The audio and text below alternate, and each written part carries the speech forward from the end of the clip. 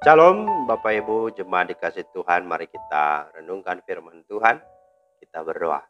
Bapa di sorga, terima kasih atas hari baru yang Engkau rahmati. Kami akan kembali merenungkan firman-Mu. Mohon sekali lagi ya Roh Kudus terangi dan tuntunlah hati pikiran kami supaya kami mengerti dan menjadi pelaku firman-Mu yang setia. Dalam nama Tuhan Yesus, amin. Firman Tuhan kita terambil di dalam Yeremia 22 ayat 21. Aku telah berbicara kepadamu selagi engkau sentosa, tetapi engkau berkata, aku tidak mau mendengarkan. Itulah tingkah langkahmu dari sejak masa mudamu, sebab engkau tidak mau mendengarkan suaraku. Itulah firman Tuhan yang menjadi dasar renungan kita pada hari ini. Tema kita adalah selagi baik, buatlah terbaik. Selagi baik, buatlah terbaik. Nah, saudara, sudah menjadi sifat manusia ketika hidupnya dalam keadaan sentosa, artinya baik-baik saja, aman, sehat, makmur, dan berkecukupan. Ia justru cenderung melupakan Tuhan dan sepertinya tidak lagi membutuhkan kehadiran Tuhan. Saat keluarga baik-baik, anak-anak berhasil dalam studi, pekerjaan sudah mapan dengan gaji cukup tinggi, apalagi yang perlu kita khawatirkan dan takutkan dalam hidup ini.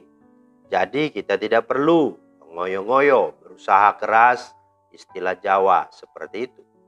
Nah, ibadah ke gereja seminggu sekali saja, berdoa saat mau makan, hendak tidur pada malam hari dan setelah bangun pagi saja. Jadi itulah yang dilakukan sebagai kegiatan yang rutinitas.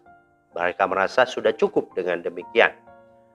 Nah, sebaliknya kita baru mau sungguh-sungguh mencari Tuhan, sungguh-sungguh hidup dekat dengan Tuhan apabila bisnis kita sudah mulai hancur, toko sudah mulai bangkrut, studi mulai gagal total, belum lagi memiliki anak meski sekian tahun berumah tangga atau hal-hal buruk lain sedang menimpa kita.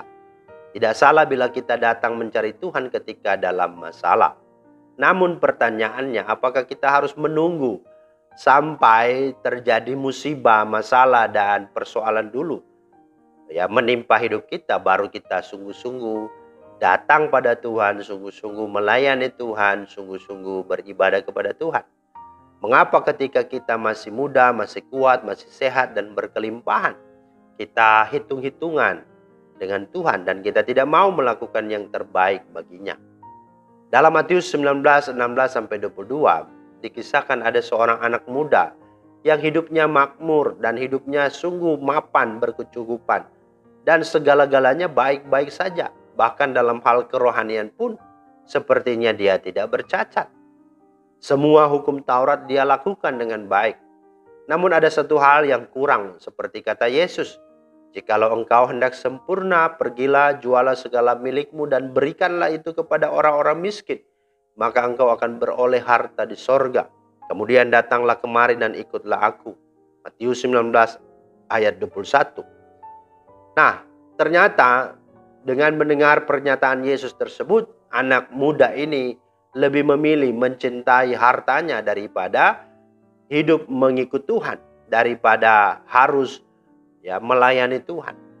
Bahwa harta, kemewahan, uang menjadi prioritas utama dalam hidupnya melebihi kasihnya dan hormatnya kepada Tuhan.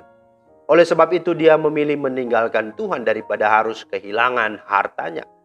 Dan ketahuilah bahwa ada banyak sesungguhnya orang-orang yang ada di zaman seperti ini atau di zaman ini, tidak terkecuali orang-orang Kristen yang justru lebih memilih untuk tidak serius mengikuti dan melayani Tuhan daripada harus kehilangan harta, tahta, dan segala kenyamanannya.